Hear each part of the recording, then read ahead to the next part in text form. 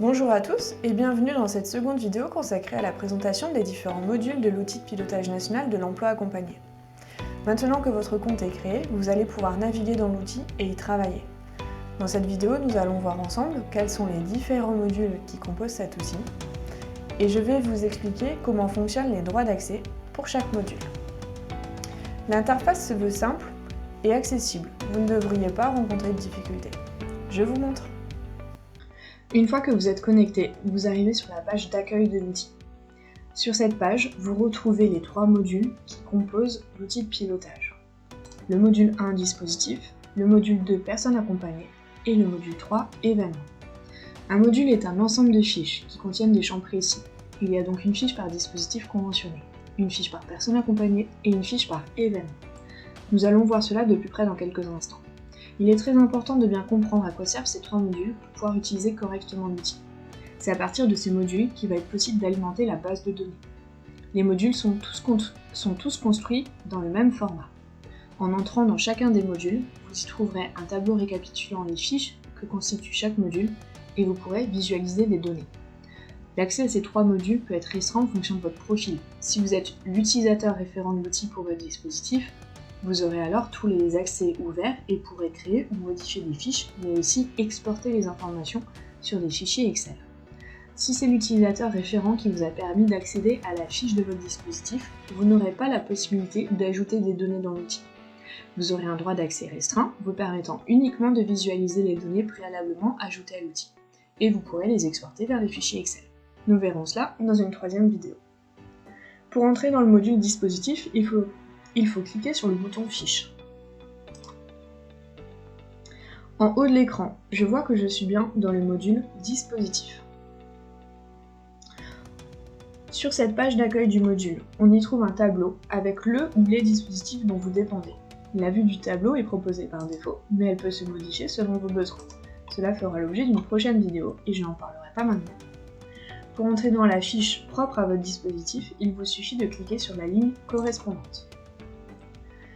Une partie des informations a déjà été pré-remplie par le CFA en prévision de la première utilisation de l'outil. On va vous demander de compléter la référence de votre dispositif, le numéro de département, les emails de conseillers dispositifs, les structures rattachées au dispositif et les informations à mettre à jour. Pour revenir à l'accueil ou se rendre dans un autre module, vous avez 2 possibilités. Vous pouvez cliquer sur le bouton Accueil en haut à gauche, ou dérouler le menu des modules en haut au milieu de l'écran afin de sélectionner directement celui qui vous intéresse. Nous allons cliquer sur le bouton Accueil. Ainsi, nous allons ensuite découvrir ensemble le prochain module, Personne accompagnée. Pour cela, de la même manière que pour le module Dispositif, il faut cliquer sur le bouton Fiche pour entrer dans le module. Dans la page d'accueil du module qui s'affiche, vous trouverez également un tableau qui vous permettra d'avoir une vision globale des fiches de toutes les personnes connues par la base de données. Il s'agit de l'ensemble des personnes suivies ou ayant été suivies. Là encore, la vue du tableau est proposée par défaut, mais elle peut se modifier selon vos besoins. Pour consulter une fiche déjà créée, vous pouvez cliquer sur la fiche qui vous intéresse et ainsi rentrer à l'intérieur pour compléter ou modifier les données. On va vous demander des informations sur la personne accompagnée, sur le dispositif de rattachement et des détails sur la personne. Vous aurez également à la fin une synthèse d'accompagnement avec l'ensemble des événements déjà créés pour la fiche personne sur laquelle vous êtes. Dans cette fiche personne accompagnée, on retrouve l'ensemble des informations non évolutives qui concernent chaque personne accompagnée. Il est intéressant de constater que certains champs renvoient au dispositif d'emploi accompagné. En effet, dans l'outil, chaque fiche personne est rattachée à un dispositif. Enfin, nous allons découvrir le 3e module qui est le module événements. J'imagine que les 2 premiers modules sont très clairs pour vous. Le module événements est un peu particulier. C'est grâce à cela que l'outil de pilotage va pouvoir réaliser des statistiques datées. Contrairement aux fiches dispositifs et personnes, les événements ont une date. Ainsi, l'outil gardera une trace du parcours de chaque personne suivie. Ce module est construit de la même manière que les 2 autres. Vous arrivez à nouveau sur un tableau vous permettant une vision globale des événements sur votre dispositif et sur l'ensemble des dispositifs de votre région. Pour ouvrir une fiche événements existante, il faut cliquer dessus pour l'ouvrir, la consulter et la modifier si nécessaire. Dans cette fiche, on retrouve l'ensemble des informations évolutives qui concernent chaque personne accompagnée. C'est le complément des fiches personnes.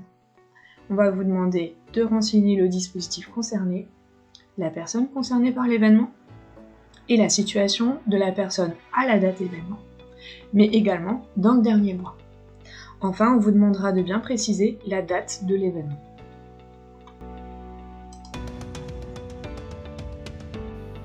De même que les fiches personnes accompagnées sont rattachées à une fiche dispositif, les fiches événements sont rattachées à une personne.